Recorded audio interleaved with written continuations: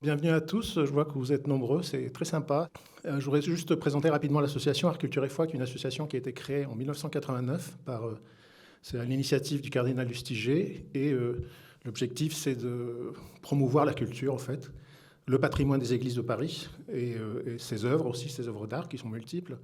L'art contemporain aussi, Art, Culture et Foi, par exemple, organise des nuits blanches dans les églises. Et depuis peu, il y a des manifestations autour du cinéma. Donc depuis 1978, 2018. Alors aujourd'hui, on va parler de Pasolini et de ses relations un peu riches, complexes, fascinantes, je dirais même, entre son œuvre, lui en tant que personne aussi, et la religion catholique en particulier, mais pas que d'ailleurs.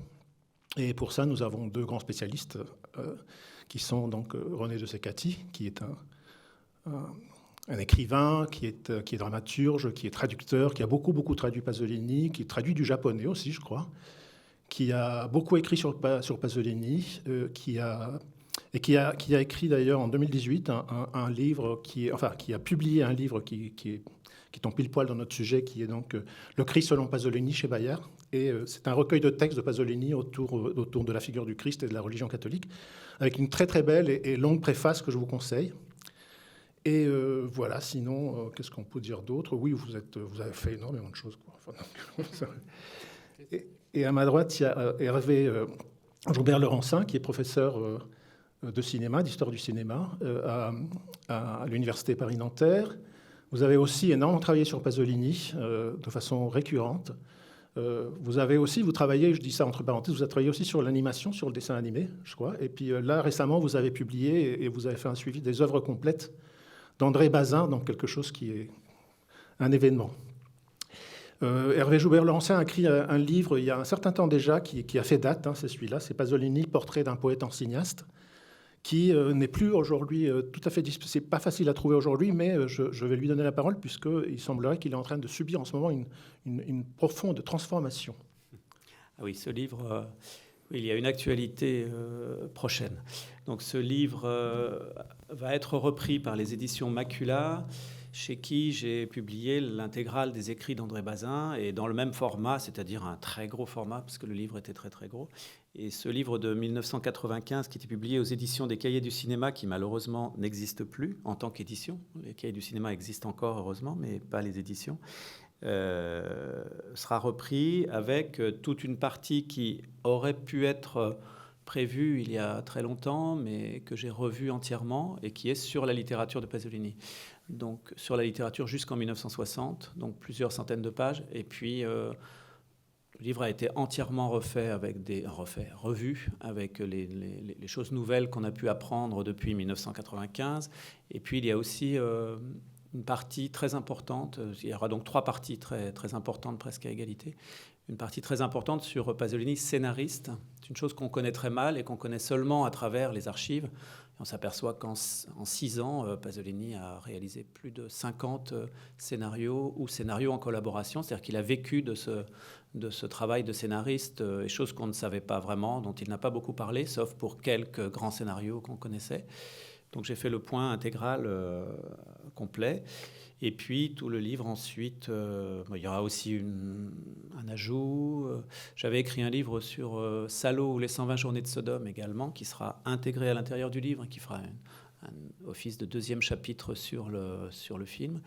Et puis un ajout sur le problème encore insoluble de l'assassinat de Pasolini, pour essayer de faire le point sur la question.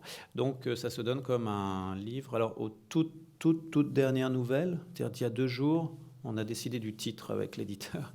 Et donc ça s'appellera Pasolini, le grand chant, pour faire référence à sa relation fondamentale avec les Provençaux, avec le Trobar, la première poésie d'amour européenne médiévale des troubadours, et à laquelle il a voulu affilier son chant propre. Et poète et cinéaste. Voilà, j'ai tout dit. Vous savez tout en avant-première. Ça sera pour le mois d'avril. Voilà, merci. Alors, juste avant de commencer, je voudrais aussi remercier les partenaires de cette table ronde qui sont La Croix Hebdo. Vous avez eu un exemplaire, sinon vous pouvez vous en prenez à la sortie. Il y a 2 pages sur 6 films de Pasolini, enfin 5 films et un scénario, auquel a participé René de Secati.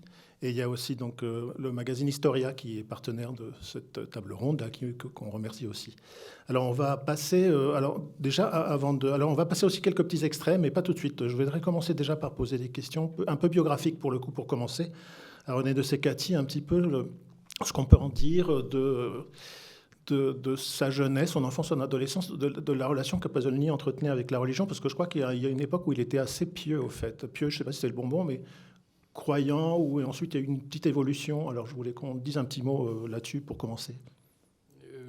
C'est toujours compliqué parce que Pasolini a donné différentes versions de sa propre vie et il n'a pas toujours dit exactement la vérité, mais en tous les cas, ce qui est certain, c'est qu'il avait une mère catholique qui était Susanna, qui, comme vous le savez, a joué le rôle de la Vierge dans l'Évangile selon saint Matthieu, mais il n'a pas été élevé de manière religieuse.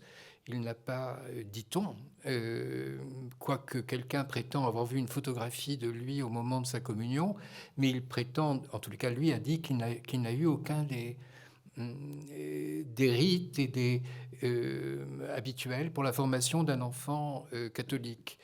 Il était baptisé quand même. Voilà, alors son rapport dans son enfance et dans sa jeunesse était lié évidemment aux endroits où il habitait, puisqu'il a suivi son père et sa mère essentiellement dans le nord. Il est né à Bologne en 22, mais il a suivi son père qui était militaire de caserne en caserne. Donc il a souvent été dans des petites villes et dans des villages et dans le Frioul, bien sûr, qui était la région de sa mère. Et ces villages et ces petites villes, et comme toutes les villes italiennes, étaient complètement organisées autour des rituels. Bon, enfin, ce qui est d'ailleurs également le cas en France. Il était absolument impossible d'ignorer les rituels religieux. Donc, ces références sont extrêmement présentes, hein, les références aux messes, aux célébrations, bien sûr, à Pâques, essentiellement à Pâques d'ailleurs. Et on retrouve très rapidement ces références dans ces poèmes. Et ces poèmes frioulants sont tous marqués par une culture, en tous les cas catholique, très, très puissante. Certains, d'ailleurs, ont des formes de psaumes, certains des formes de prières. Beaucoup de poèmes ont pour titre le dimanche des rameaux, la résurrection, la passion. C'est donc une référence absolument constante. Alors, en grandissant, on le sait, Pasolini s'est intéressé beaucoup à l'art, puisqu'il devait faire un mémoire avec Roberto Longhi, pas sur l'art ancien d'ailleurs, mais sur l'art moderne.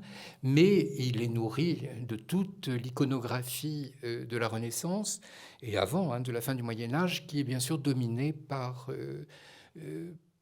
la religion chrétienne et par les références. Et il n'y a eu aucun mal quand il a fait l'Évangile selon saint Matthieu, mais ça, peut-être Hervé en dira plus, sur les modèles. Et pour représenter les images, il prenait des modèles qui venaient directement de Piero della Francesca, de Giotto, de Fra Angelico. Donc c'était des références absolument naturelles, qui étaient artistiques, qui étaient esthétiques, mais qui étaient bien sûr liées aussi à la religion chrétienne. Il y a un élément qui va être déterminant dans son rapport au christianisme, qui arrive un peu plus tard, qui arrive en 1945, c'est-à-dire quand il a 23 ans, en pleine guerre, enfin à la fin de la guerre, c'est la mort de Guido, son frère. Son jeune frère qui est engagé dans la résistance, enfin il est partisan, et il va être assassiné par une faction autre que la sienne, d'autres résistants, non pas par des fascistes, mais par d'autres résistants qui étaient rattachés à la Slovénie, enfin la Yougoslavie. Et donc, lui faisait partie d'une faction qui était favorable à l'indépendance du Frioul. Donc, c'était une guerre dans la guerre. Une guerre non pas avec les fascistes, mais une guerre entre partisans, et il est mort.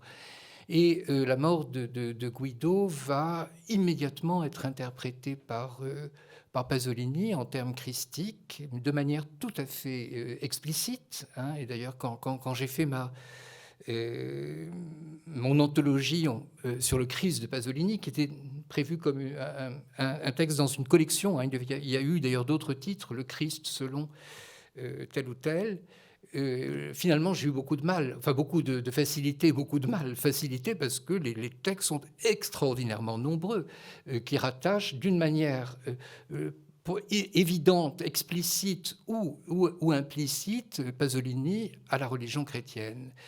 Pas simplement la figure du Christ, mais tout ce qui concerne le catholicisme et la religion. Enfin bon, il y a tellement de textes de réflexion ou poétique de Pasolini sur son rapport au christianisme, et sur le moment où il fait l'Évangile selon saint Matthieu, mais bien avant.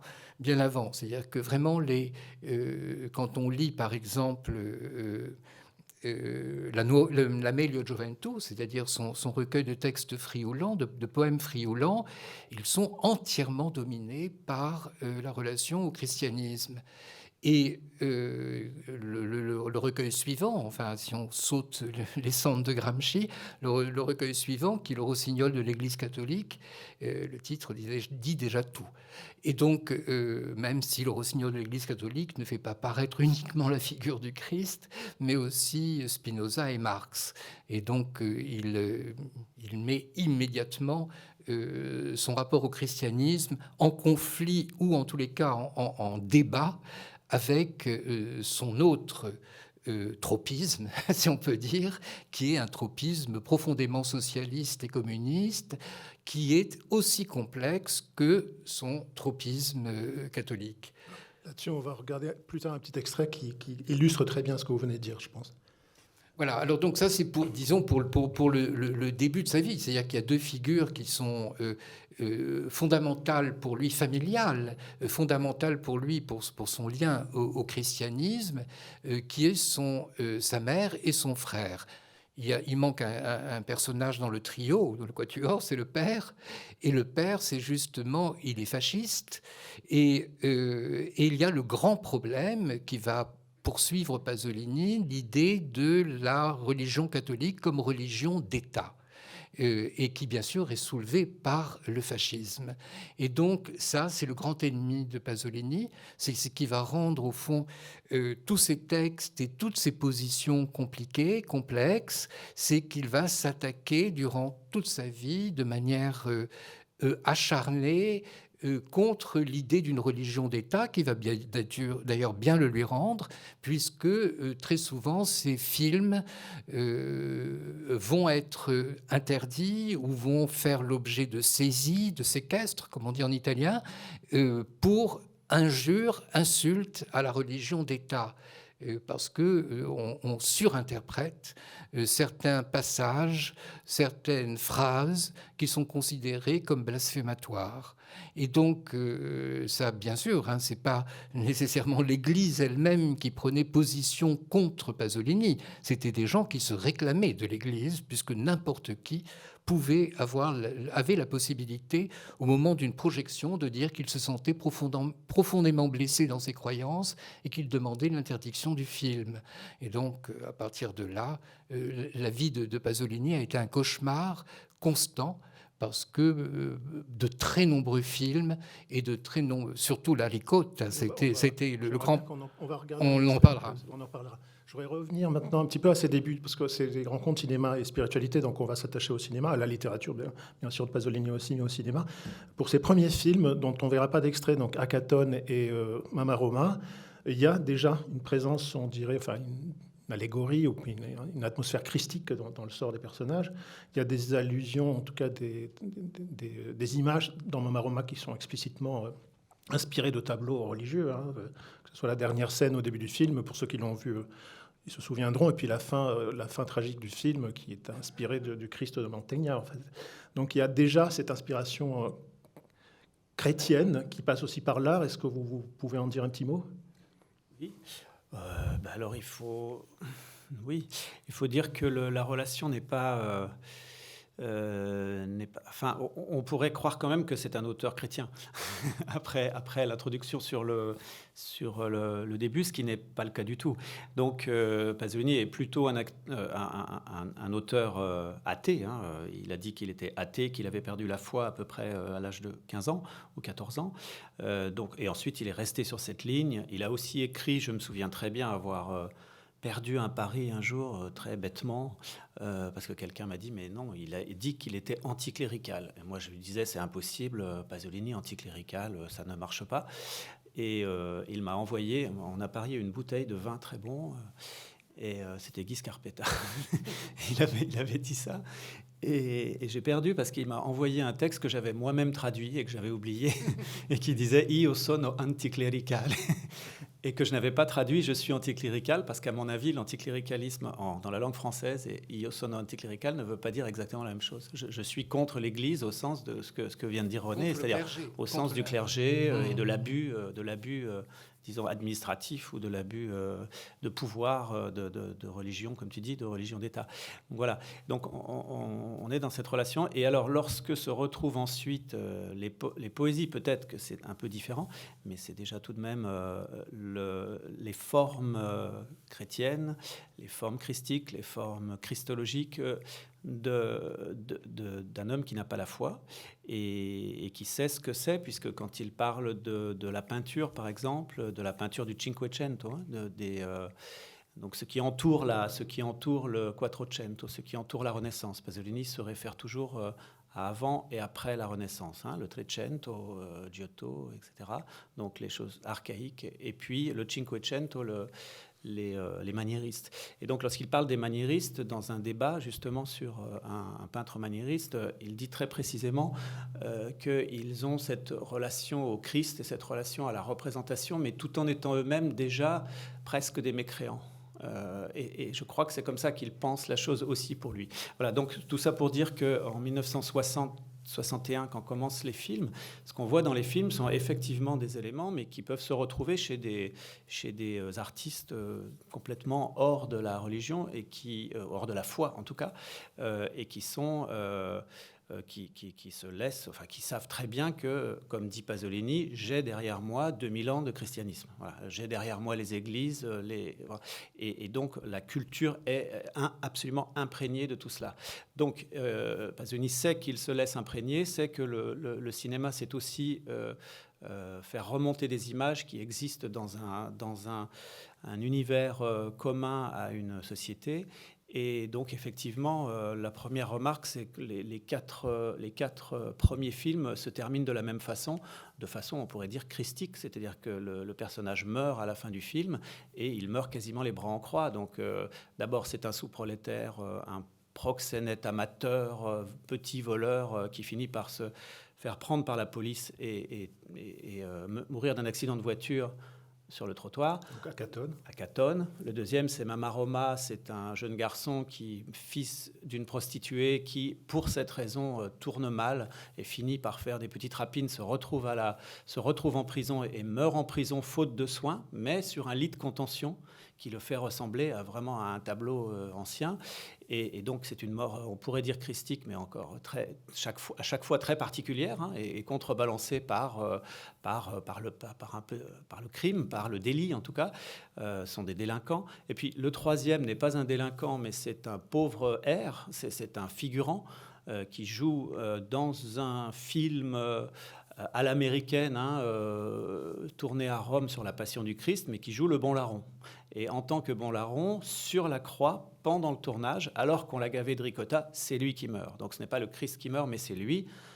Alors toute la question a été, donc, est-ce que c'est scandaleux, ou au contraire, est-ce que c'est de nouveau la passion du Christ qui se rejoue dans le sous-prolétariat? En tout cas, ça a beaucoup choqué. Et Pasolini ne se sentait absolument pas blasphématoire, évidemment, dans ce scénario. Bon, ce troisième scénario, c'est cette fois encore plus clair, puisqu'il meurt sur la croix. Et enfin, le quatrième film de Pasolini, c'est l'Évangile selon saint Matthieu. Et l'Évangile selon saint Matthieu montre à la fin, finalement, la fin des trois films précédents qui ne le disaient pas explicitement, mais tous les quatre sont pris dans un ensemble. Donc voilà, par exemple, c'est un exemple type, mais il y en aurait bien d'autres, de relation avec la forme chrétienne qui est là dans vraiment une forme culturelle que Pasolini privilégie de façon très claire. Voilà, alors justement, on va passer à l'Évangile, l'Évangile selon saint Matthieu, qui est peut-être un de ses films les plus célèbres. Et on va regarder un petit extrait. Je voudrais que... Alors, j'ai choisi un extrait qui concerne le début du chapitre 21 de l'Évangile de saint Matthieu. C'est donc l'entrée glorieuse à Jérusalem, qui est suivie par la scène où Jésus chasse les marchands du temple. Alors, je l'ai choisi pour que... Je vous demande d'être attentif à plusieurs choses. C'est-à-dire que là, on va voir un petit peu quels sont les choix, pour le coup, de la mise en scène.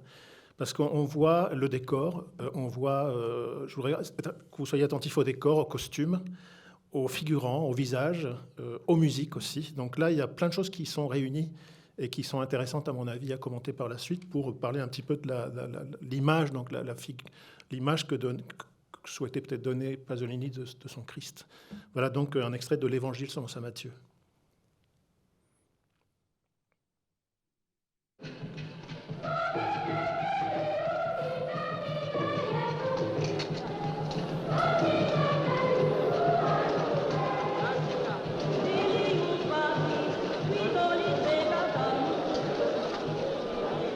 È Gesù, il figlio di David.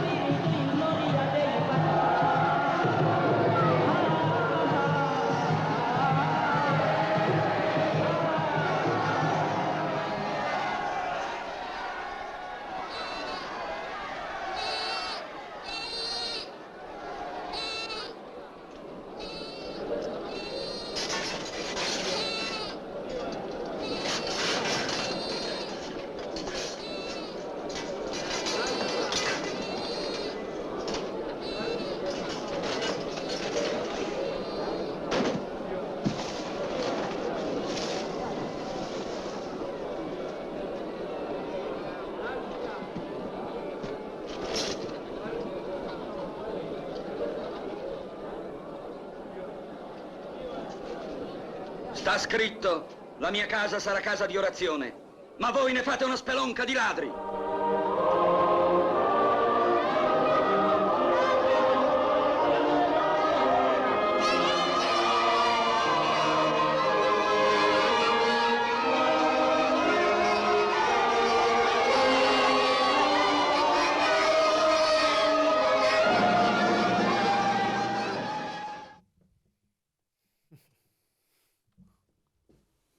Voilà, alors je voulais juste faire part d'une petite anecdote. Pasolini est allé faire des repérages avant en Palestine pour faire ce film.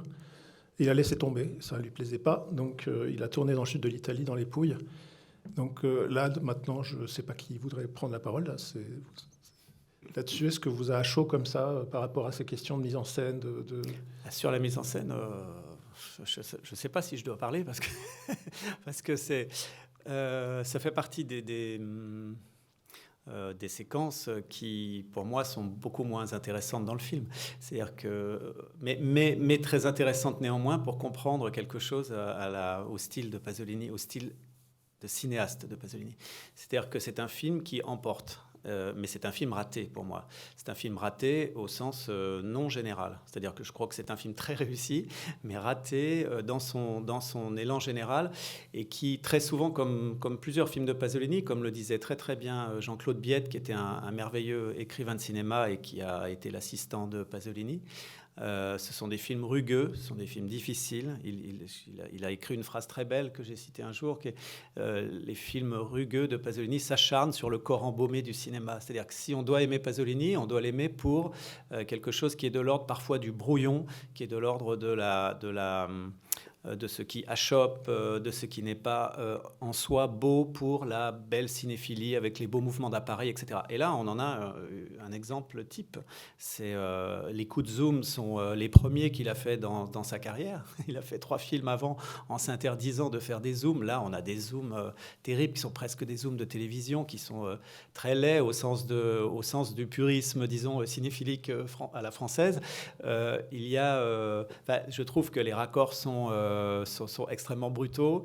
Il y a quelque chose qui est néanmoins, il y a une force dans le cinéma de Pasolini qui fait que les défauts objectifs de ce qu'il ne faut pas faire quand on fait des beaux films, il n'a aucune gêne, aucune peur, et il les retourne. Voilà. C'est comme ça qu'on peut aimer Pasolini. On ne peut pas aimer Pasolini comme quand on est un puriste du cinéma, comme on aime Visconti, par exemple. Les adorateurs de Visconti en France détestaient les films de Pasolini, je me rappelle très bien, quand c'était encore quand ce genre de bagarre existait encore. Et là, on le voit très bien. C'est-à-dire que si on aime ça, on peut aimer tout à fait, et même le film tout entier. Mais il faut accepter que dans le détail, si on devait l'analyser plan par plan, on verrait bien que ce sont des éléments stylistiques extrêmement étranges, très rapides, faits très très vite à mon avis, et qui passent avec des effets qui sont des effets assez faciles. Et néanmoins, il y a un allant dans tout ça qui est assez extraordinaire. Donc, je ne sais pas, ce que vous avez ressenti, c'est peut-être la relation avec le son. Justement, c'est dû à quoi alors du coup alors quand je disais mise en scène, je disais au sens large. Oui. Au sens large, pas que technique. Je vous ai répondu mise en scène. Mais c'est plus dans le choix des lieux, dans le choix des costumes, dans le choix des figurants, voilà.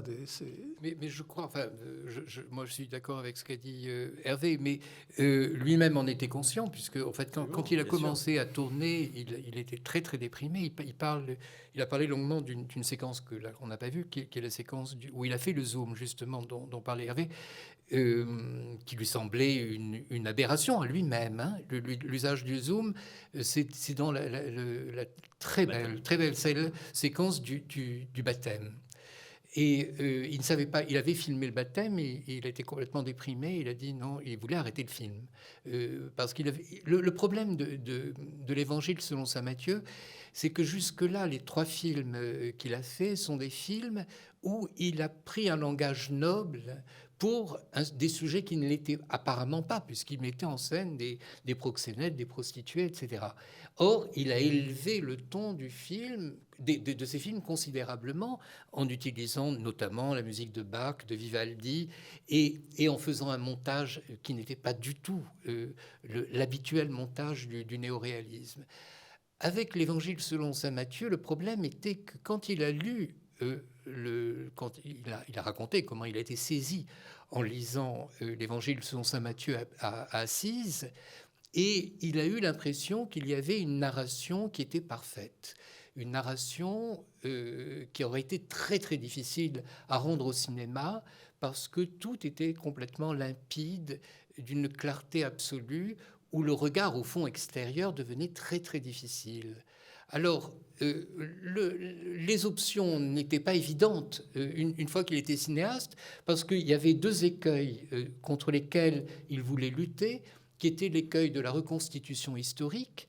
Donc, il dit qu'il n'a pas voulu faire une reconstitution historique, ce qui lui a donné une liberté totale, notamment dans les costumes, dans les lieux qu'il allait choisir. C'est pour ça qu'il a renoncé à aller en Palestine. Il est allé en Palestine et au fond, il s'est rendu compte que ça marchait pas. Ça marchait pas d'abord parce que c'était très difficile de reconstituer la Palestine antique à partir d'une Palestine qui était quand même en guerre. On est en 63 quand il est allé. C'est avant la guerre des 6 jours, bien sûr, mais il y avait une tension absolument extraordinaire qu'il avait perçue. Le peuple juif n'était pas le peuple juif de l'Antiquité, c'était c'était d'autres Juifs qui étaient en Palestine à ce moment-là, bien entendu, puisque la plupart venaient de Pologne et d'Europe. Donc, il ne pouvait pas reconstituer historiquement, donc il a pris une position radicale qui est à la fois esthétique, avec des références donc picturales, et aussi en se donnant une liberté, et bien sûr en prenant l'acteur Enrique Irazoki. Alors ce qui est intéressant quand même dans cette séquence, c'est qu'on voit pourquoi il a choisi Enrique Irazoki, puisque Enrique Irazoki était, pour ceux qui ne le savent pas, était un étudiant catalan qui était venu voir Pasolini pour de lui demander de l'argent pour les communistes qui luttaient contre le franquisme, et Pasolini l'a engagé immédiatement. Et évidemment, Enrique Irazoki n'a pas voulu, parce que, surtout pas dans un film chrétien, parce que ça lui apparaissait comme ça, comme un film chrétien, et il en a même beaucoup voulu à Pasolini. Il me l'a répété encore avant de mourir, puisque je l'ai interviewé. Il en a beaucoup voulu à Pasolini d'avoir dédié son film à Jean XXIII. Même Jean XXIII, ça lui semblait pas possible, c'est quand même le pape. Et il ne le mettait pas à part parmi les papes, contrairement à Pasolini. Et donc, c'est pour dire que Pasolini était il faut dire que c'était un antifasciste, mais un militant marxiste-léniniste. Oui, révolutionnaire. C'est ça. Tu parles de Enrique Irazoki. Oui, bien sûr, il n'avait pas de sympathie, en fait, même politique, pour Pasolini. Et donc, mais il avait cette violence que l'on voit précisément dans cette scène, qui est quand même la scène la plus violente, où le Christ est le plus violent dans l'Évangile, quand il s'en prend aux marchands du temple, où on voit... Et ça, c'est sûr que c'était une des raisons, à la fois la raison pour laquelle Pasolini s'intéressait et s'identifiait autant à ce Christ-là, et la raison pour laquelle il avait choisi Enrique Irazoki, il avait 19 ans, hein, il était très, très, très jeune, comme on le voit, mais qui avait cette violence contenue qu'ont les étudiants militants révolutionnaires, justement. Donc c'est là qu'on voit la grande cohérence. Maintenant, pour ce qui est du montage, c'est le même problème que Bresson. Hein. Moi, je compare souvent Pasolini à Bresson parce que Bresson disait lui-même, hein, qu'il faisait exactement le cinéma qu'on ne devait pas faire. Et donc, il y a cette même liberté... qui, quand on l'analyse, peut paraître en effet hétérodoxe, disons, et puis ça fonctionne comme toutes les œuvres géniales, qui n'étaient pas prévues et qui imposent la loi du récit lui-même. Donc je pense que c'est ça qui a fonctionné aussi bien. Ce qui est drôle, c'est que, vous savez que le film qui a été fait sur Marie-Madeleine récemment a utilisé les mêmes lieux que Pasolini. Ils sont allés tourner à Matera parce que finalement Pasolini a fini par imposer une espèce de référence, comme si maintenant, pour représenter le Christ, la vie du Christ, c'est dans les Pouilles qu'il faudrait aller maintenant, ou dans la basilique. Alors Matera, c'est bon. C'est manifestement ce type de petite ville qu'on voit dans le haut des tableaux de Giotto. Enfin, la référence est celle-là, je pense. Donc, d'un point de vue pictural, c'est à peu près ça. Et juste pour compléter, moi, j'ai toujours pensé que d'après un témoignage de Pasolini, qui le dit une ou deux fois, j'ai toujours pensé qu'il a été en Terre Sainte faire ce voyage dont il a ramené un film, hein, après coup. Un film pas exactement fait par lui, mais tout de même complètement dirigé par lui. Les Sopralluoghi in Palestina, les repérages en Palestine pour l'évangile selon saint Matthieu, il l'a fait pour sa conscience. il dit la phrase ce qui est très beau, c'est-à-dire qu'il dit qu'à l'avance, il savait que ce serait impossible et qu'il tournerait ailleurs, mais néanmoins, il avait besoin de faire ce voyage. Donc, on peut penser à une forme de pèlerinage, même si c'est un pèlerinage laïque. Il y a l'idée il faut s'imprégner des lieux avant d'aller tourner dans un autre lieu, mais je crois qu'avant de partir, il était convaincu. Voilà. Et puis sinon, on a vu, c'est vrai, dans l'extrait, on a vu les grands chapeaux, hein, qui sont les chapeaux qu'on voit dans les tableaux de Piero della Francesca. Et donc, il y a des références picturales qui sont un peu partout. Voilà. Sur voir l'accueil d'autres du extraits. film, alors on ne va pas entrer dans tous les détails, mais l'accueil du film a été... ça a eu son prix de l'Office catholique du cinéma, mais je crois qu'il y a eu pas mal de querelles autour du film et des surprises aussi de voir Pasolini faire ce film.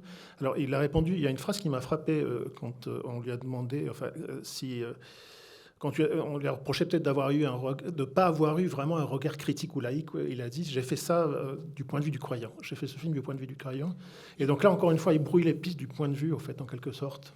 Bon, il ne voulait pas choquer, c'est certain, et il voulait il l'a dit plusieurs fois, il voulait que le film puisse être projeté dans les salles paroissiales.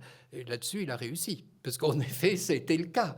Et il a, à plusieurs reprises, demandé la lecture de son scénario à un groupe qui était très progressiste. C'était Pro Civitate Christiana, qui était un groupe à la fois de laïcs et de religieux, qui était qu'on appelait aussi la citadelle. C'était à Assise, où il y avait donc des prêtres, des théologiens et des laïcs. Et ils ont fait les remarques, mais il n'a pas écouté toutes les remarques. Il ne s'est pas soumis à toutes les remarques de ses relecteurs. Maintenant, pour l'accueil, c'est amusant. En venant ici, je pensais que nous sommes exactement à mi-distance des deux lieux où le film a été accueilli, puisque le film a été projeté à la Mutualité et il a donné lieu à un débat à Notre-Dame, quand même, à l'intérieur même de Notre-Dame. Il a été projeté. À Notre-Dame. Non, je crois pas. Je croyais l'avoir lu. Non, il n'a été projeté à la Mutualité, et c'est après qu'il y a eu un débat à Notre-Dame, auquel Pasolini a assisté sans participer lui-même. Il n'a pas répondu. Voilà, maintenant le film a fait l'objet... oui, en effet, d'une polémique. Bien sûr qu'il est... vous savez, je cite dans mon livre, c'était cité ailleurs, un article d'une extraordinaire violence de Michel Cournot, donc dans le Nouvel Observateur, c'est-à-dire quand même dans ce qui pouvait apparaître comme, disons, une frange politique plutôt du côté de Pasolini, et reprochant à Pasolini d'avoir fait un film vulgaire, un film de la jaquette, comme il dit. Enfin, c'est absolument épouvantable, parce en lui reprochant son homosexualité, comme s'il y avait eu un rapport entre son homosexualité privée et ce film. Et voilà, donc il y a quelque chose il y a eu une incompréhension d'une certaine aile de la gauche, curieusement, beaucoup plus que des chrétiens, qui auraient pu être choqués qu'un marxiste s'empare, un marxiste non-croyant s'empare de l'Évangile. Et au fond, ça a été plutôt les marxistes eux-mêmes les marxistes très bornés, bien entendu, tous n'ont pas eu cette réaction. André Gortz, qui participait au Nouvel Observateur, a heureusement tempéré par une interview la violence de la critique de Michel Cournot. Sartre a pris la défense de Pasolini, en expliquant à Pasolini pourquoi le film pouvait choquer. À un moment, Pasolini s'est dit, mais peut-être que les Français auraient mieux compris si j'avais tourné le film en français en prenant des Algériens. C'est-à-dire en le situant dans un contexte politique. On est le tournage a eu lieu en 63-64, donc dans un contexte encore très très proche des problèmes de la guerre d'Algérie en France. Donc c'est pour dire que c'était très très compliqué, en fait, pour des raisons inattendues. En fait, la réaction violente à ce film. Et finalement... Maintenant, ça demeure le film consensuel de Pasolini. C'est-à-dire que moi, je sais pas pour toi, Hervé, mais quand je parle du cinéma de Pasolini, les gens qui n'aiment pas Pasolini disent quand même, oui, mais il y a quand même un film qui est l'Évangile selon saint Matthieu. C'est-à-dire que c'est le film qui plaît aux gens qui n'aiment pas Pasolini aussi. Ce qui est assez... Parce que maintenant, après la mort de Pasolini, on a l'image de Salo. C'est-à-dire que Salo a fini par contaminer absolument tout le cinéma de Pasolini, comme si Pasolini était un réalisateur d'une extraordinaire violence. Ce qui n'est pas le cas. Pas pour tous les films, en tout cas. On va passer du Christ à Saint-François. dans une petite séquence très sympathique d'ailleurs, d'un film qui est très sympathique, mais qui est beaucoup plus que sympathique d'ailleurs, c'est un film très riche, qu'il a fait donc, en 1966, des oiseaux petits et gros. Alors je donne un petit peu le contexte. C'était ces deux personnages qui sont interprétés par le grand comique populaire italien Totò, et puis Netto Davoli, qui était l'acteur un peu fétiche de Pasolini, et son compagnon aussi pendant très longtemps. Et donc, ils sont envoyés, il y a un épisode franciscain, ils sont envoyés par Saint François pour évangéliser les oiseaux. Donc, ils vont évangéliser les corbeaux, les faucons, ils évangélisent les corbeaux. Et ensuite, dans une séquence qu'on ne verra pas, mais que je vous conseille tous d'aller chercher magnifiquement, c'est une séquence d'une poésie incroyable, ils finissent après beaucoup de temps, parce qu'ils ont passé des années à faire ça, ils finissent par pouvoir parler aux moineaux, donc ils arrivent à transmettre l'amour de Dieu aux moineaux. Et puis là, du coup, voilà, du coup, je vous laisse voir la suite de cet extrait, de cet épisode plutôt.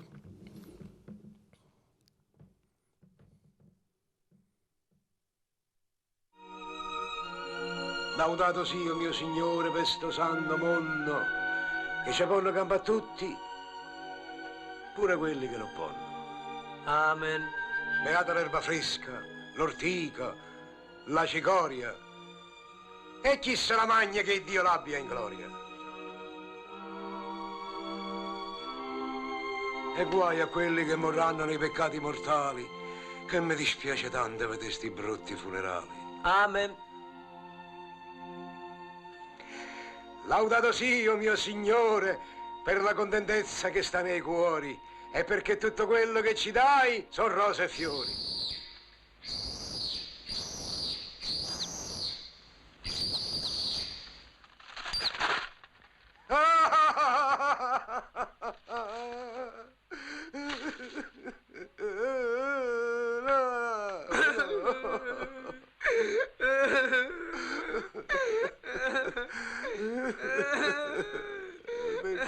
Perché?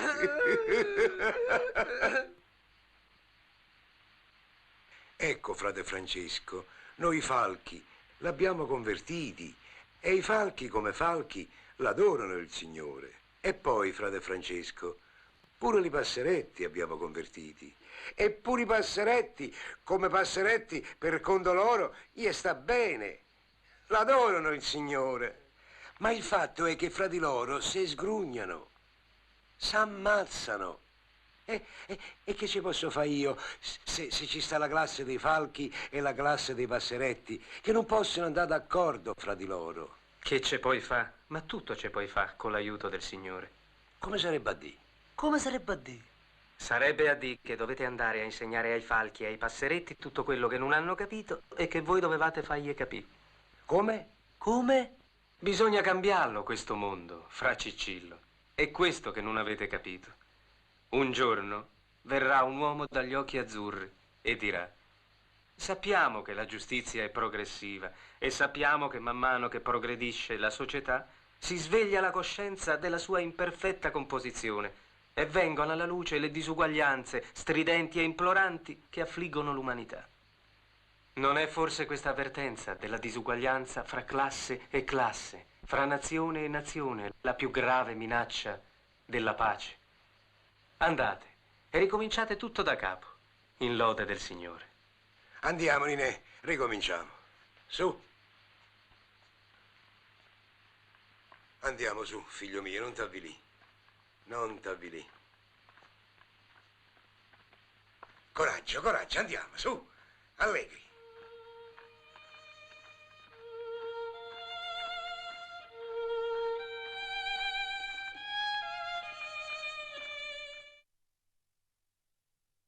Donc là, on a une sorte de Saint-François marxiste, on peut dire, ou pas? Là, il n'est pas marxiste. Enfin, mais c'est une digression, simplement, une digression dans le film. Mais voilà, ce qui justifie le titre du film, d'ailleurs. Parce que l'oiseau qui apparaît, c'est le Parti communiste. Il est dans le reste du film. Oui, alors, il faut dire que... Alors, je ne sais pas si vous voulez le raconter, mais il y a un corbeau qui est un personnage très important du film, qui n'est pas dans cet épisode franciscain, mais qu'on voit au début, qu'on voit à la fin, et qui les accompagne, donc Totò et Ninetto Davoli, et qui est un corbeau très bavard, d'ailleurs, qui, lui, Et qui va mal finir. Hein. D'ailleurs, j'ai lu, je crois que c'est dans votre livre, j'ai lu, quelqu'un avait remarqué, d'ailleurs, je fais une petite parenthèse, une espèce de parallèle avec Sainte Trinité, c'est-à-dire le Père, le Fils et le corbeau, le Saint-Esprit, mais là, c'est un corbeau, enfin, en quelque sorte. Il est noir. Donc, en effet, et puis ils finissent par en avoir marre de ce corbeau, il le bouffe à un moment d'ailleurs, et c'est la fin du film. Ouais, c'est une fable. C'est un film. Finalement, Pasolini a inventé quelques nouvelles formes, et il a véritablement inventé une forme de film fable. C'est-à-dire que les oiseaux parlent, les animaux parlent. Donc ici, juste avant, ils ont pu parler aux oiseaux en faisant cuicui, en bougeant. Et avant, on a un autre épisode où on a un oiseau qui parle. Et donc ce corbeau est un intellectuel marxiste dépassé pour Pasolini. Et donc la fable, qui est aussi une forme d'allégorie, c'est que les deux sous-prolétaires qui se baladent avec le corbeau, qui leur explique le monde, ce qui ne va pas, quelles sont les classes sociales, comment comprendre politiquement le monde, est vraiment un intellectuel, mais un intellectuel du Parti communiste que Pasolini veut dépasser.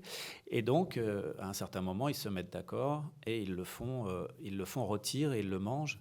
L'idée étant que, un peu comme dans le principe du cannibalisme, du cannibalisme culturel, c'est-à-dire qu'on va manger quelqu'un pour prendre ce qu'il a et avoir sa force et aller au-delà.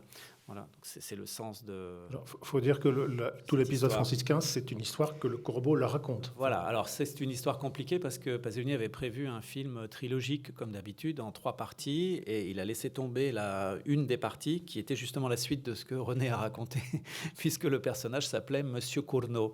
Et c'était une sorte de gag pour se moquer de Monsieur Cournot qui s'était moqué du film de Pasolini l'année d'avant. Et donc ce Monsieur Cournot était le type même du rationaliste français laïque, et il voulait dominer l'animal. Voilà. Donc il y avait des cages, et dans les cages on voyait les animaux qui étaient les colonies de l'Empire français. Et il y en a un qui était vide, c'était le lion de l'Atlas qui était parti tout seul. Et puis, donc c'était un gag sur l'émancipation de l'Algérie. Et puis, ensuite, il voulait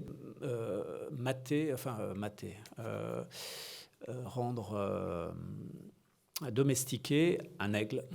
Voilà. Et finalement, l'aigle ne dit rien et Monsieur Cournot devient fou et se met à s'envoler lui-même. Voilà. Donc ça, c'est la partie très, très, très belle, la partie française, qui n'a jamais existé, sauf qu'on peut en voir un quart d'heure muet dans un bonus de DVD, puisqu'il y a eu un tournage, mais pas de sonorisation. Donc on a le texte. Voilà. Pour revenir quand Pasolini a décidé de ne plus faire 3 parties, il a refait une partie à l'intérieur de l'autre partie, donc c'est une sorte de rêve. Et dans le rêve, on voit apparaître ce Saint-François barbu, mais un petit peu barbu. On a discuté de cette barbe je me souviens avoir discuté de cette barbe avec des religieux qui me disaient, mais non, c'est des religieux italiens qui me disaient, mais c'est aussi une barbe qui ressemble à tel type de religieux en Italie.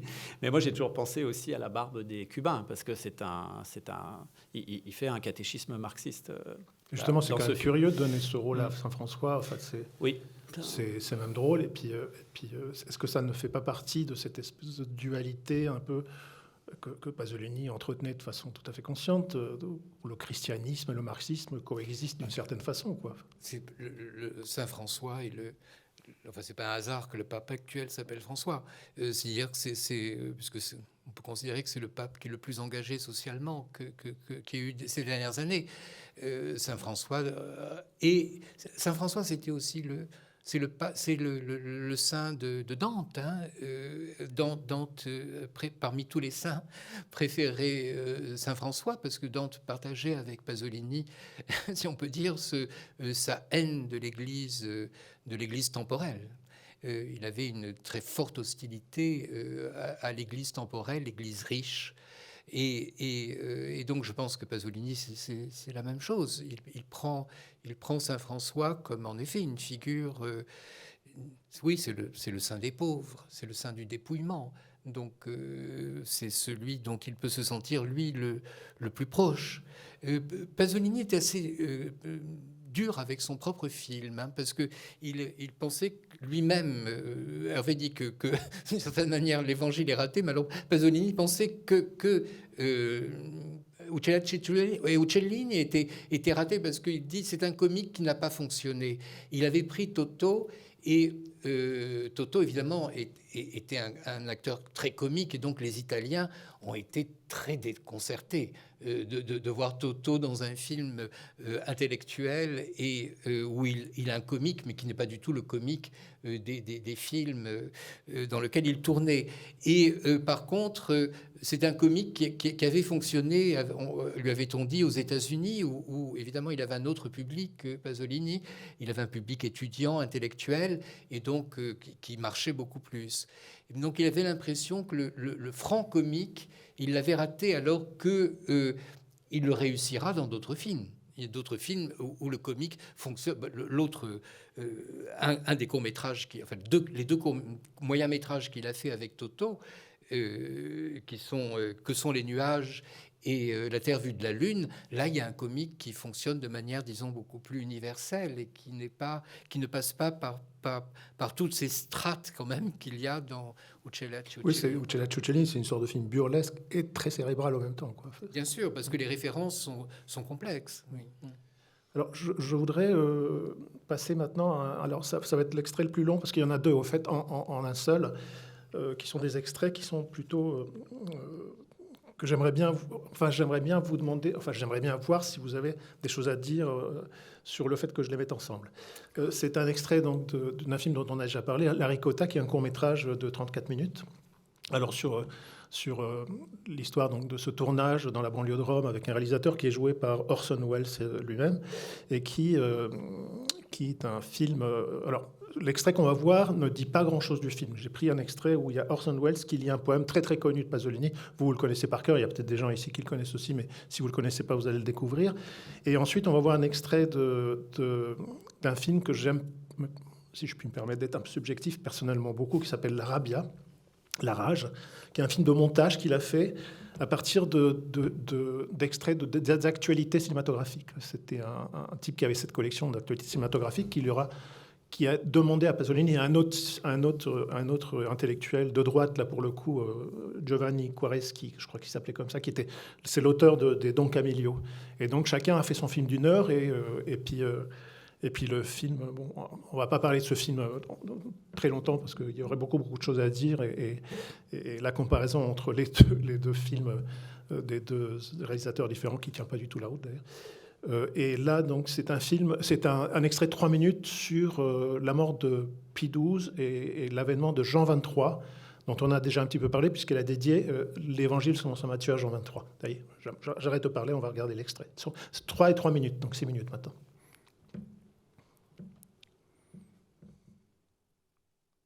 Permette? Vorrei da lei una piccola intervista. Ma non più di 4 domande. Ah, grazie. La prima domanda sarebbe: che cosa vuole esprimere con questa sua nuova opera? Il mio intimo, profondo, arcaico cattolicesimo. Arcaico cattolicesimo. E che cosa ne pensa della società italiana? Il popolo più analfabeta, la borghesia più ignorante d'Europa. Ah. E che ne pensa della morte? Come marxista è un fatto che non prendo in considerazione. Quarta ed ultima domanda. Qual è la sua opinione sul nostro grande regista Federico Fellini? Egli danza. Egli danza. Ah, grazie, complimenti. Arrivederla. Ehi!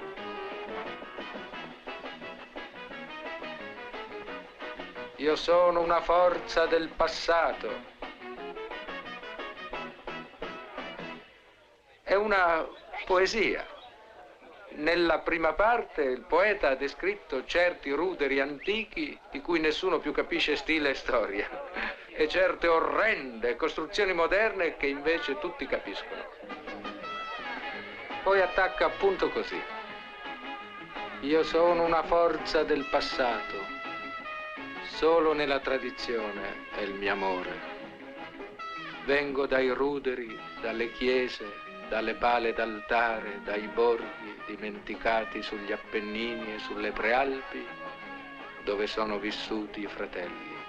Giro per la Tuscolana come un pazzo, per l'Appia come un cane senza padrone, o guardo i crepuscoli le mattine su Roma, sulla Ciociaria, sul mondo, come i primi atti del dopostoria, cui io assisto per privilegio d'anagrafe dall'orlo estremo di qualche età sepolta.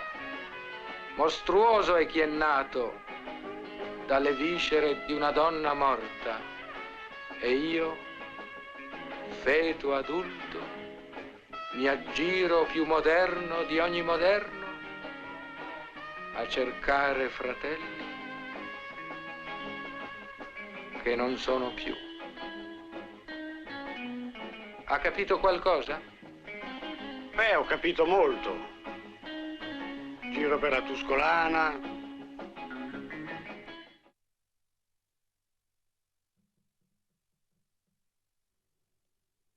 Un guerriero se ne va, armato di silenzio, verso là dove non c'è più storia. Ah, nessuno di questi dignitari in lacrime saprà o vorrà mai sapere per quali necessità e per quali ragioni la cristianità è diventata da religione di re, religione borghese.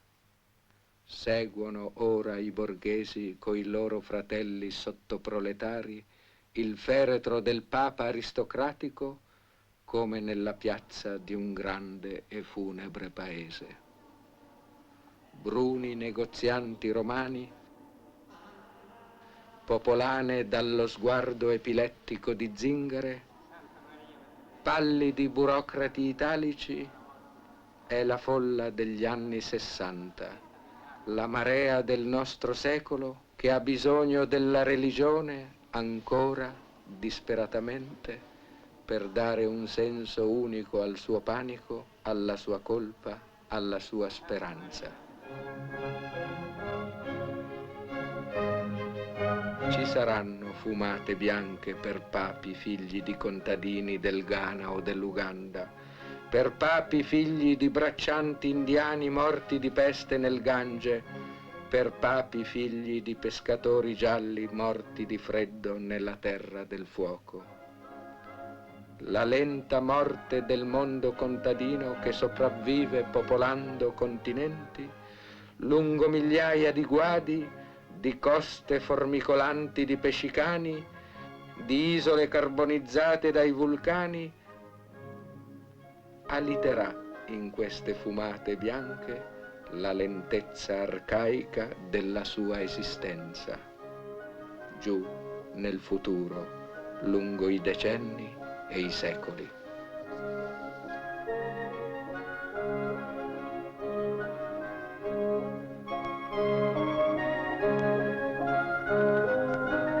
Uguale al padre furbo e al nonno bevitore di vinelli pregiati, figura umana sconosciuta ai sottoproletari della terra, ma anch'esso coltivatore di terra, il nuovo Papa, nel suo dolce, misterioso sorriso di tartaruga, pare aver capito di dover essere il pastore dei miserabili, perché è loro il mondo antico e sono essi che lo trascineranno avanti nei secoli con la storia della nostra grandezza.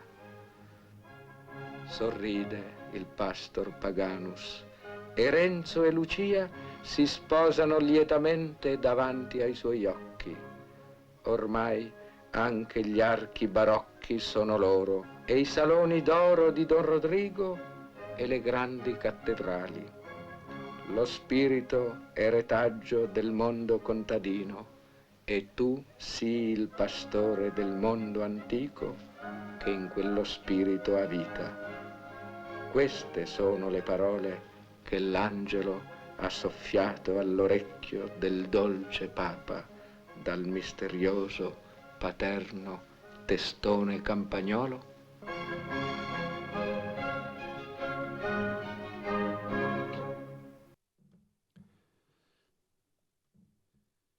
Alors là, j'ai fait une juxtaposition peut-être un peu hasardeuse, mais on est dans peut-être une même thématique du monde archaïque, le monde antique, la modernité. Et puis, du coup, ça nous emmènera peut-être dans un deuxième temps à parler un peu des rapports avec l'Église institutionnelle ou les attentes qu'il aurait pu avoir de l'Église institutionnelle. Enfin, voilà un peu ce que j'ai peut-être un peu pensé à développer, si vous êtes d'accord. C'est compliqué parce qu'il y a énormément de choses qui sont dites dans ce commentaire. C'est difficile, au fond, de parler de la relation à la religion institutionnalisée, parce qu'il n'est question que de ça dans les images, puisqu'on est dans le summum du décorum de la naissance d'un nouveau pape. On est en plein dans le Vatican, dans le Vaticanissime, en quelque sorte. Et les images sont pleines. Ce sont des images d'archives que choisit Pasolini. Elles sont absolument débordantes et pleines. Donc on parle de ça, et pourtant il n'y a aucune ironie. Il parle d'autre chose, au fond. Enfin, moi, je trouve que c'est la force de ces documentaires qui ne sont pas vraiment des documentaires, comme La Rabbia, c'est un film qu'on peut dire documentaire, mais finalement, c'est très restrictif de dire documentaire. C'est un film de montage qui joue sur une lecture de l'histoire, et cette lecture de l'histoire, elle est tout en décalage. Hein. C'est-à-dire qu'il ne parle pas là, par exemple, avec un ton ironique de la richesse excessive d'un décorum, etc. C'est dans l'image, ça suffit. Donc, il parle d'autre chose. Et il parle d'autre chose, c'est-à-dire qu'il parle de... Enfin, ce qu'on retient, moi, que je savais par cœur, que j'attendais avec joie, parce que chaque fois que je l'entends, j'adore ça, c'est le doux sourire de tortue de Jean 23, quoi. Le dolce sorriso di tartaruga, c'est tellement bien vu. Et ensuite, il dit sa grosse tête paternelle campagnarde. Et ben voilà, c'est la force d'un poète quand il fait du cinéma, c'est-à-dire qu'il y a le choix, comme toujours chez Pasolini, le choix d'un adjectif. C'est ce que m'avait raconté Jean-Claude Biette faisant du casting. Il fallait qu'il note des personnes qu'il voyait, il fallait qu'il note un adjectif. Bon. Et là, c'est la même chose. Donc, c'est la force poétique, finalement, de l'expression poétique qui commence par là. C'est-à-dire, une chose est dans le monde et on va la nommer avec le mot approprié. Et ça, c'est très fort. Et c'est ce qui fait la force de ces films qui ne sont pas les films de fiction, qui est difficile de nommer, finalement. Hein. Donc, Biette avait choisi de les nommer les appunti, les notes, puisqu'il avait appelé ça parfois appunti per una restiade africana, appunti per un poema del terzo mondo, appunti. Donc, il y a plusieurs titres qui reviennent avec notes, carnet de notes, etc. Et effectivement, ce sont des notes, des films qui ne sont pas complètement faits comme des films à faire. C'est la beauté de cette chose-là. Donc là, ce qui est très beau, c'est que c'est comme s'il était en train de dire de façon extrêmement violente la physiognomonie de ce pape tranche avec tout le reste. C'est ça qu'il est en train de dire. On a là un homme de la campagne qui n'a rien à faire au milieu de toute cette or. Et au fond, c'est ça qui est dit. Et on est censé... on entend ça dans un texte qui est assez long, mais qui, au fond, ne dit qu'une seule chose, et qui tourne autour de cette chose en la faisant entendre avec une belle voix. D'ailleurs, à ce moment-là, c'est la voix... on est dans la Rabbia. C'est la voix voce in poesia à ce moment, ou voce in prosa. Je ne sais pas, parce qu'il y a deux voix dans la Rabbia. L'une, c'est celle d'un peintre, Guttuso, qui est un peintre communiste, un peintre d'intervention. Et puis l'autre, c'est Giorgio Bassani. Je crois que c'est Bassani, là. Bassani. Voce in prosa, ça n'a pas été retenu parmi les poèmes. Celle-là, c'est voce in prosa. Ça doit être Guttuso qui a cette voix... Mais je voulais parler de Bassani parce que vous avez entendu le poème de Pasolini qui est très beau, Io sono una forza del passato, qui est l'un des plus célèbres, qui est lu par Orson Welles, mais en fait, c'est la voix de Giorgio Bassani, ami de Pasolini, qui a vraiment fait entrer Pasolini dans la possibilité du cinéma, qui l'a fait travailler comme scénariste et qui a rendu possible que Pasolini travaille dans le cinéma. Vraiment, c'est l'une des deux personnes qui a vraiment fait entrer Pasolini dans la possibilité d'être cinéaste plus tard. Et Bassani, ils ont été vraiment très complices tous les deux. Et il fait jouer la voix d'Orson Welles et celle de Bassani. Donc c'est pas seulement Orson Welles, c'est aussi la beauté de la voix, de la poésie aussi de Bassani. Parce que Bassani n'est pas qu'un romancier, mais si délicat, mais aussi un poète. Ouais. Mais cela dit, les deux films ont des statuts différents, évidemment. Et le poème qu'on entend, c'est surprenant qu'il qu'il mette ce poème quand même dans la bouche du personnage d'Orson Welles, enfin du personnage du metteur en scène, parce que le metteur en scène, bon, comme vous l'avez vu, est plutôt antipathique et infatué, ce que n'était pas du tout Pasolini. Donc c'est pas un double de Pasolini. Ni Wells. Et donc ni Wells, bien sûr. Donc il a pris Orson Welles, qu'il admirait beaucoup, qu'il voulait d'ailleurs reprendre aussi pour Théorème. Il l'a pris en lui faisant jouer un rôle d'un personnage qu'aucun des deux n'est, et il lui donne ce poème à lire, qui est un des poèmes qui ont été les plus contestés. En plus, il prend un poème, parce que très souvent, on cite ce poème « Je suis une force du passé » pour dire que Pasolini était un réactionnaire. Et beaucoup de gens qui détournent la pensée de Pasolini, et ils sont nombreux. Pasolini a beaucoup été récupéré par la droite et même l'extrême droite italienne, donc comme un homme attaché justement au passé, qui veut maintenir les gens dans l'ignorance, qui veut les maintenir dans la pauvreté, qui veut les maintenir dans le régionalisme. Enfin, il y a toute cette falsification de la pensée de Pasolini, et ce poème participe. Ça fait partie des poèmes qui sont contestés de Pasolini, alors que, comme vous l'avez entendu, c'est un poème qui est beaucoup plus subtil que ça. Il ne dit pas qu'il est attaché à la tradition au sens le plus rétrograde du terme. Donc alors pour l'autre partie, vous savez que Pasolini a écrit, quand vous m'avez parlé du pape, j'ai cru que vous alliez citer l'autre poème. Il y a un poème très célèbre de Pasolini qui est bien plus ancien, enfin qui est de 58, qui est A un Papa, qui est à un pape, qui est une épigramme d'une extraordinaire violence. Donc quand effectivement Pie XII est mort, Pasolini a écrit un poème très très violent, en accusant directement le pape d'avoir défendu les richesses et d'avoir ignoré les plus pauvres. Et le poème met en rapport la mort du pape et la mort d'un clochard qui est écrasé par un tram et qui s'appelle Zucchetto. Et Zucchetto, en italien, c'est la calotte des cardinaux. Et donc, par hasard, il s'appelait Zucchetto. Et donc, le poème a eu un retentissement considérable quand il a été publié, au point que dans Officina, qui était une des revues de Pasolini, qui était financée par Bompiani, et Bompiani, l'éditeur Bompiani, et Bompiani a décidé de retirer le financement quand ce poème a paru, vous voyez, parce qu'il attaquait très très violemment, alors que là le texte est beaucoup moins violent sur Pie XII. Et comme dit Hervé, l'image suffit de toute façon. Et donc il parle d'autre chose, et surtout ce qui l'intéresse, c'est l'avènement de Jean XXIII, bien entendu, beaucoup plus que là, en l'occurrence, que la mort de Pie XII. Mais alors Jean XXIII, il représente quoi? C'est ce monde archaïque et dont il parle dans son poème « Je suis une force du passé », c'est cette espèce d'avènement de quelque chose qui est beaucoup plus vrai que ce décorum absolument immense qui l'entoure. Qui est humain. C'est brusquement, c'est pas quelqu'un qui vient de la Curie, c'est pas quelqu'un, c'est la même chose que enfin, à part que François est un jésuite. Donc, mais c'est un peu la même chose que ce qui se passe d'ailleurs actuellement. Je pense que c'est une espèce de figure de la papauté qui est inattendue, parce qu'il ose.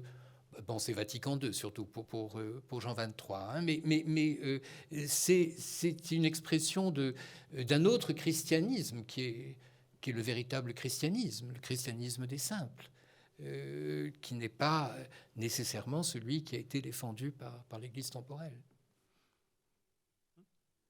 Bien. Alors, je voudrais élargir un petit peu maintenant la perspective et parler plus montrer un dernier extrait relativement court cette fois-ci, et on va passer dans une atmosphère un peu plus antique là. Le film sur Jésus, on est dans l'Antiquité, mais là c'est son adaptation de Médée de Euripide, qui est un film de 1969 avec Maria Callas, mais nous ne verrons pas Maria Callas dans l'extrait, je suis désolé. Je vous conseille d'aller vous chercher aussi le film, qui est absolument magnifique, et vous verrez que Maria Callas n'était pas non seulement une présence incroyable sur scène, mais aussi au cinéma. D'ailleurs, elle ne chante pas du tout dans le film, elle dit quelques petits mots par-ci par-là et c'est tout. Et là, en fait, c'est un extrait extrêmement démonstratif, et j'ai trouvé très intéressant que Pasolini quasiment explique son film en 2 minutes, en fait. Et c'est donc, pour ceux qui se souviennent de la, alors c'est de la pièce, c'est une vision, enfin Pasolini invente une vision de Jason, juste avant d'arriver à Corinthe, quand il est devenu déjà l'amant de Médée, et il retrouve donc le centaure, qui est joué par Laurent Terzieff, qui l'a éduqué quand il était jeune, d'une façon assez curieuse. Donc c'est la vision de Jason, qui arrive à peu près au milieu du film de Médée. Voilà, donc un extrait de Médée de 1969. Alors il faut être attentif au texte, là aussi.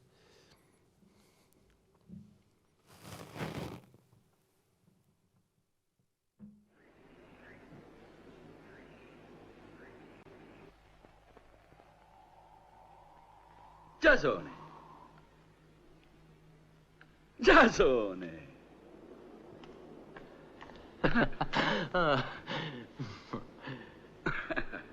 Come mai sei qui? Come mai sei qui? Vuoi dire come mai siamo qui? Ma è una visione. Se lo è, sei tu che la produci. Noi due siamo infatti dentro di te. Ma io ho conosciuto un solo centauro. No, ne hai conosciuti due. Uno sacro, quando eri bambino, e uno sconsacrato, quando sei diventato adulto. Ma ciò che è sacro si conserva accanto alla sua nuova forma sconsacrata. Ed eccoci qua, uno accanto all'altro. Ma qual è la funzione del vecchio centauro, quello che ho conosciuto da bambino? E che tu, centauro nuovo, se ho ben capito, hai sostituito, non facendolo scomparire, ma sostituendoti a lui? Esso non parla naturalmente, perché la sua logica è così diversa dalla nostra che non si potrebbe intendere. Ma posso parlare io per lui. È sotto il suo segno che tu, al di fuori dei tuoi calcoli e della tua interpretazione, in realtà ami Medea. Io amo Medea. Sì. E inoltre hai pietà di lei. E comprendi la sua catastrofe spirituale. Il suo disorientamento di donna antica, in un mondo che ignora ciò in cui lei è sempre creduto. La poverina ha avuto una conversione alla rovescia e non si è più ripresa. E a che mi serve sapere tutto ciò? A nulla. È la realtà. E tu per quale ragione me lo dici? Perché nulla potrebbe impedire al vecchio centauro di ispirare dei sentimenti. E a me, nuovo centauro, di esprimerli.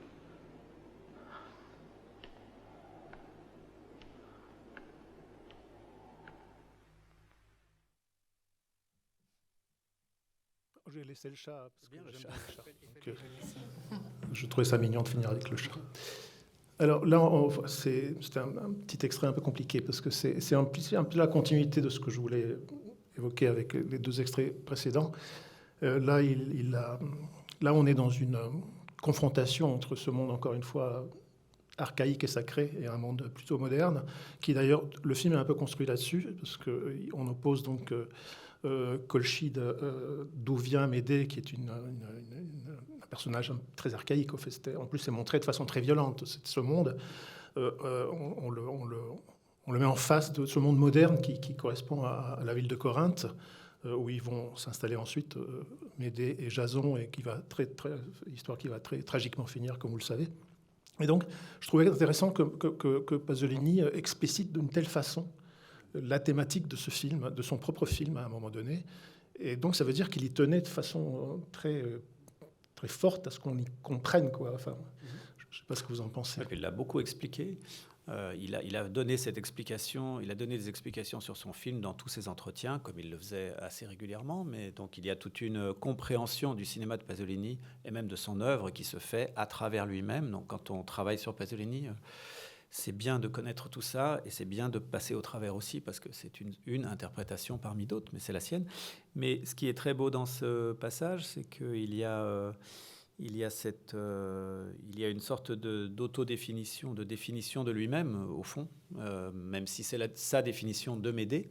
C'est la conversion à l'envers. C'est très beau, conversione alla rovescia. Le retournement de conversion, en quelque sorte, qu'il a exprimé à plusieurs reprises dans sa vie quand il a inventé ses plus extraordinaires autoportraits, au fond. Des autoportraits en parole, en général, écrits, et parfois même dits dans un entretien. Ça. Notamment, il y en a un extraordinaire, un prêtre qui explique dans une lettre, quand il explique dans une lettre qu'il est comme Saint Paul sur le chemin de Damas, sur son cheval, et qui tombe de cheval, hein, vous connaissez l'histoire, et que lui, il continue l'allégorie en se mettant sur le cheval, mais en mélangeant son allégorie avec un tableau ou un type de tableau où on représente un cavalier dont le pied est resté pris dans l'étrier et qui est traîné par son cheval, hein, qu'on retrouve par exemple dans un tableau du 19e siècle et qu'il connaissait. Et en mélangeant les deux, il dit que son rapport à la religion, au fond, hein, ou son rapport à Dieu, ou son rapport au sacré, c'est comme ce moment où va se faire la conversion, qui est un moment physique, au fond, quand Saoul tombe de cheval, et sur le chemin de Damas, mais lui reste le pied pris dans l'étrier. C'est-à-dire que sa tête, et il explique que sa tête tombe sur la terre de Dieu et puis remonte et revient. Et que la chose est infinie en quelque sorte. C'est comme une espèce de torture. Et il est entre les deux. Et là, il explique à peu près la même chose, puisque dans un autre endroit, pas dans le film, mais dans un autre lieu, il réitère sa définition, sa description très inspirée de Médée. De Médée, qui est une magicienne qui vit donc pleinement le sacré. C'est ce qu'il montre à nouveau dans le film quand Maria Callas fait un rond sur le sol pour dire il faut se mettre ici parce qu'il faut, quand on fait un camp, il faut retrouver le centre du monde, donc il faut un cercle. Voilà, donc il y a des choses qui permettent de comprendre qu'elle vit dans le sacré. Et puis, sa chute, elle est tombée sur la tête d'une autre façon. Sa chute, cette fois, a été mêlée dans la fantasmagorie pasolinienne, qui est très belle, hein, qui en général prend des choses venant de vieilles traditions et il les fait se choquer. C'est l'amour au premier regard, love at first sight, c'est-à-dire qu'elle tombe amoureuse physiquement et intensément de Jason à l'instant où elle le voit apparaître. Et donc cet amour au premier regard correspond à ce choc quand on tombe de cheval. Et donc, c'est donc une conversion, mais c'est une conversion à l'envers. C'est-à-dire tout le sacré s'en va et elle perd ses pouvoirs de magicienne, qui reviennent finalement seulement à la fin du film, quand elle tue ses enfants et qu'elle repart avec son père, le dieu du soleil. Et donc, vous voyez qu'on a quelque chose là qui est de l'ordre de l'autobiographie déguisée aussi. Enfin, même si ce n'est pas une autobiographie déguisée volontaire, c'est une façon de se décrire soi-même lorsqu'il décrit Médée dans cette relation entre la possibilité de la perception du sacré et l'impossibilité qui est représentée ici par Jason. Enfin, vous avez vu Jason, puisque Jason était joué dans le casting, qui était la force de Pasolini, hein, dans son casting, il a choisi un garçon qui était un lanceur de javelot, non, je crois. C'était un sportif qui venait de gagner un prix aux Jeux Olympiques pour l'Italie et qui était donc un lanceur de javelot et qui était donc tout corporel, en quelque sorte. Et il le fait jouer de cette façon-là. Il lui fait jouer des œillades extrêmement machos en regardant la Callas, qui sont extrêmement grossiers. Et il représente en même temps l'autre partie de l'humanité ou l'autre partie de la pensée ou de la perception du monde, qui est celle de la rationalité, de l'intellectualité. Et c'est ce qu'on retrouve, donc exactement, pour finir à la question, c'est ce qu'on retrouve avec les deux, avec l'explication sur les deux centaures,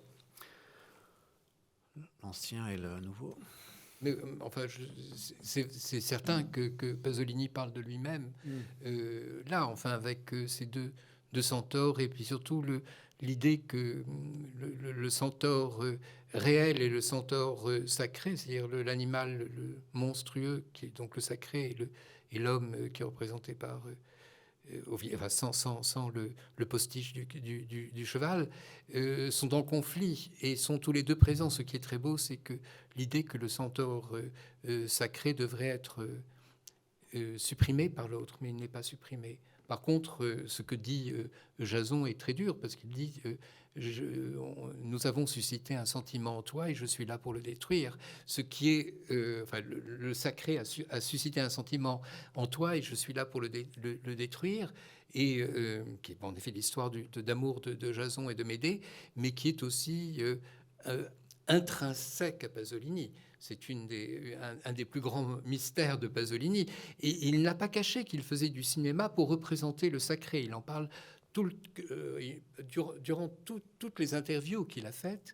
Il a rappelé qu'il voulait représenter... Il parlait de hiérophanie pour les images cinématographiques, c'est-à-dire l'apparition du sacré. Et c'est ce qu'il voulait. Il pensait que les visages étaient porteurs, que l'être humain était porteur du sacré, que savoir regarder un être humain, ou savoir même regarder un arbre ou de la nature, c'était exprimer le sacré à l'image. Mais en même temps, il y avait chez Pasolini une volonté de désacralisation très forte. Et donc, qui fait l'ambiguïté de son cinéma et de sa vie totale. Pas uniquement, si c'était uniquement son cinéma, mais comme on le sait, il l'a payé très cher dans sa vie même. Donc, il y a quelque chose chez lui qui était... il voulait appeler son œuvre poétique Bestemia. Hein. Il avait demandé qu'on donne comme titre général, et d'ailleurs il y a eu une publication une des nombreuses publications des œuvres complètes de Pasolini, poétiques complètes, est apparue sous le titre Bestemia, c'est-à-dire blasphème. Et donc, c'est ça. C'est-à-dire que, d'une part, il y a cette présence, cette recherche constante du sacré, et en même temps, une volonté blasphématoire qui est peut-être superficielle, c'est-à-dire qui n'est pas... Là, c'est la partie provocante de Pasolini. Je ne sais pas si c'est une volonté blasphématoire. Bestemia, c'est un autre nom pour la sainteté, puisque Bestemia, c'est aussi le nom d'un personnage de l'an 1000 dans un magnifique scénario en forme de poème ou poème en forme de scénario. C'est comme ça que ça se présente. Et le personnage s'appelle Bestemia et il est un saint au sens de la définition du saint par Pasolini, c'est-à-dire celui qui est asocial, qui est en dehors, inassimilable par la société, parce que trop parfait en quelque sorte, ou est une trop grande volonté de perfection. Donc Bestemia... Je veux dire que bestemia n'est pas une bestemia, quoi. Ce n'est pas un gros mot, ce n'est pas un blasphème au sens d'une volonté blasphématoire, mais d'une expression violente, quoi, voilà. Une expression violente de la sainteté, au fond. Qu'elle soit religieuse ou non religieuse, puisque la sainteté peut être plus globalement pensée par lui. Non, mais j'en suis conscient. Dans mon anthologie, j'ai mis un extrait de Bestemia, justement, de ce scénario. Mais bon, il n'empêche qu'il ne l'a pas appelé sainteté, il l'a appelé Bestemia. Bien sûr. Alors, vous avez parlé de conversion, vous avez parlé d'autoportrait. Donc, je voudrais qu'on parle aussi d'un texte qui est très important dans la filmographie. Et là, c'est un texte puisqu'il n'a jamais réussi à faire le film. C'est une histoire qui a duré longtemps. Hein. C'est un film qu'il a accompagné longtemps et qu'il n'a jamais réussi à faire. C'est son Saint Paul. Donc, il s'est intéressé à la figure de Saint Paul. Le texte est disponible. Alors ça, c'est une très vieille édition qu'on ne trouve plus, mais il est ressorti il n'y a pas longtemps, je crois. Donc, si ça vous intéresse. Et donc, c'est un scénario très, très étonnant quand on ne connaît rien et qu'on le prend pour la première fois, parce qu'il place Saint Paul dans le monde moderne. Hein, c'est à l'époque de Pasolini, en fait. Et il donne... Saint Paul ne parle que... les textes qui sont mis dans la bouche de Saint Paul sont les textes de Saint Paul ou les textes des actes des apôtres où Saint Paul est impliqué.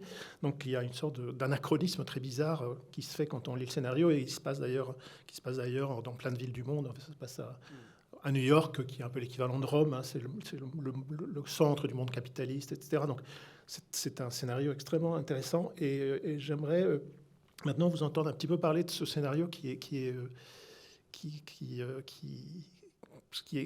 ce que j'ai lu dans votre livre aussi, c'est qu'on peut y voir aussi quelque part une sorte d'autoportrait, quoi.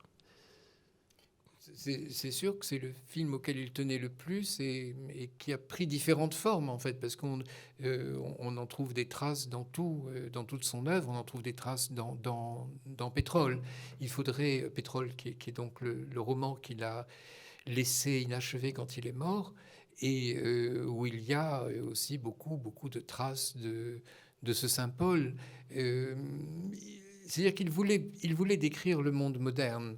Il avait de cette modernité une vision extraordinairement lucide, on le sait, c'était pas des visions uniquement, hein, c'était fondé sur des enquêtes, c'était fondé sur une connaissance extrêmement précise de la vie politique mondiale. Donc, voilà, il y avait l'idée qu'il aurait pu faire une métaphore en utilisant le personnage de Saint-Paul. Maintenant, peut-être que son autre film qu'il aurait probablement réalisé s'il avait vécu, c'est-à-dire Pornothéo Colossal, là, peut-être aurait utilisé Saint-Paul de manière plus proche de lui. Mais enfin, ça, je laisse Hervé en parler parce que tu connais bien ce projet. Ouais, et sur le Saint-Paul, je vais me permettre de lire une remarque, parce que j'ai retrouvé un livre qui m'est arrivé, je ne sais plus comment, d'un homme d'église peu connu en Italie, mais qui a rencontré Pasolini plusieurs fois. Mais un livre a été fait après sa mort, qui s'appelle Prima e oltre il Vangelo. Il s'appelait Ernesto Balducci. Et qui, je pense, était un chrétien de gauche, quelqu'un qui a créé un mouvement qui s'appelle la Pace nel nostro paese, la paix dans notre pays. Je ne sais pas si certaines personnes le connaissent parmi vous. Et il raconte dans un témoignage de 1970, donc du vivant de Pasolini, qu'il a rencontré Pasolini, qui lui dit il me confia l'idée de faire un film sur Paul de Tarse. L'écho de l'évangile selon saint Matthieu ne s'était pas encore éteint, et je l'observais un peu amusé sur ses doutes et sur sa capacité de transfigurer ce thème, parce que, alors là je pense que c'est Ernesto Balducci qui lui explique, ou alors c'est Pasolini qui avait molto di sta figura un thème del genere, parce que, non, c'est peut-être Pasolini même, que c'est peut-être un récit de ce que lui dit Pasolini, peut-être, c'est encore plus intéressant, parce que l'évangile est chrétien, mais Paul est catholique. Et je pense que ça donne la moitié de l'explication de ce projet du Saint-Paul, qui était vraiment le projet favori de Pasolini. C'est que là encore, on a à peu près aussi, on a une scission entre deux personnages, enfin un personnage qui se coupe en deux, et Pasolini voit dans Saint-Paul deux personnages antithétiques dans la même personne, c'est-à-dire le créateur, le fondateur d'Église, et le saint. Et donc, toute l'histoire de Saint-Paul part de ça et se termine effectivement enfin, tout le film est fait sur une analogie avec le monde contemporain. Donc, une analogie principalement géopolitique sur le monde contemporain, qui a d'ailleurs changé plusieurs fois, parce que le film, jusqu'en 1974, Pasolini a modifié son scénario et a voulu le faire, mais n'a jamais pu le réaliser. Il a commencé à travailler dessus quand ? Je crois que c'est 67, mais 68, il me semble. Il me semble que c'est 68. Mais peut-être qu'il y a même encore un premier projet, je l'ai pas... J'ai pas noté ça. Je crois que c'est aux environs de 67-68, ou juste après l'Évangile. Donc peu après 64, il a dû commencer à imaginer quelque chose, et il a écrit en tout cas une première version, je crois, en 67-68. Oui, parce que je viens de traduire l'entretien qu'il a fait avec John Halliday, qui va paraître au Seuil bientôt. Et donc l'entretien a eu lieu en 68. Et il en parle. Il parle de Saint-Paul. Il est en train de l'écrire, je crois. Je crois même qu'il y a une date qui correspond vraiment à mai 68, très exactement, quoi. Il termine d'écrire juste en mai 68, je crois. Et en tous les cas, moi, je peux dire une chose, c'est que j'ai voulu aller voir Pasolini en 70. C'était en juillet 70. Je suis allé chez lui, mais justement, il n'était pas là. Et Ninetto, qui était chez lui, et Graziella, sa cousine, m'ont dit qu'il était en train de faire les repérages de Saint-Paul. Donc, en juillet, c'est-à-dire en juillet 70, c'était après Médée, après la promotion de Médée avec Callas. Ils sont allés en Amérique du Sud. puis après il a rejoint Calas pendant le mois d'août à Tarragonici, sur une île grecque, et puis finalement il a complètement renoncé à Saint-Paul à ce moment-là. Donc après il a fait d'autres films. Enfin, il faut dire que c'est un film qui aurait coûté peut-être un peu plus cher que d'autres parce qu'il fallait tourner en plein endroit du monde. Enfin, il n'a pas trouvé la production, oui, effectivement. J'ai noté Paris serait donc Jérusalem, Londres, Antioche, New York, donc Rome, etc. Donc on aurait pu continuer évidemment parce que je pense qu'on n'a pas trop le temps de parler de théorème par exemple, mais tant pis. Ou même d'ailleurs de la suite à les années 70. Enfin, on est resté un petit peu dans les années 60, là. Et théorème est quand même un absent, hein, parce que moi je pensais que vous mettriez alors un moi, extrait je vais vous de théorème. Dire un petit peu, oui. Alors moi, je l'ai vu 2 fois pour choisir un extrait. J'ai pas réussi à en choisir un. J'ai eu beaucoup de mal à choisir un extrait. Finalement, j'ai laissé tomber. Et je me suis dit, comment je peux prendre un extrait. Alors, c'est un film qui fonctionne dans sa totalité.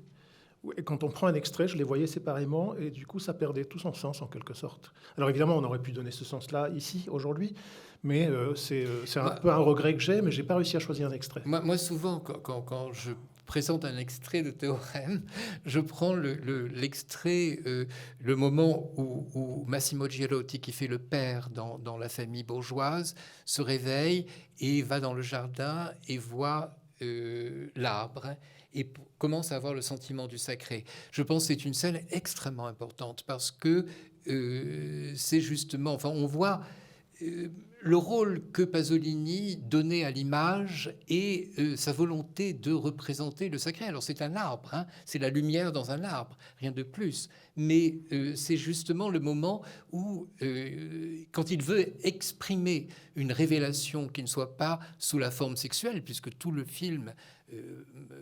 et la métaphore quand même de la révélation à travers un rapport sexuel avec cet ange qui est incarné par Terence Stamp. Bon, métaphore qui a choqué, bien entendu, mais c'était fait pour ça. Et il ne l'a pas utilisé là, la métaphore. C'est-à-dire que c'est le sacré brusquement révélé par une vision. Et c'est là, que, bien sûr, que Pasolini est le plus profondément poète. Enfin, c'est le moment où on voit que c'est un cinéaste qui, par ailleurs, est un poète des mots. Je veux dire, pas uniquement de l'image. Je m'en veux, j'aurais dû vous consulter, en fait. Non, mais... Oui, non, parce que c'est vrai que je tenais à qu'on parle de théorème, et j'ai pas réussi à choisir un extrait, donc je me suis dit, bon, tant pis. Donc, alors, je voudrais, juste avant de passer aux questions, je voudrais encore une fois remercier La Croix Hebdo et le magazine Historia, le Collège des Bernardins aussi, bien sûr, qui nous accueille. Je voudrais remercier, vous avez déjà vu dans les cartons de projetés, je voudrais remercier Carlotta Film qui nous a donné l'autorisation de passer tous ces extraits gratuitement. Voilà, je pense que c'est bon là pour aujourd'hui. Merci beaucoup René de Secati, merci beaucoup Hervé Joubert-Laurençon.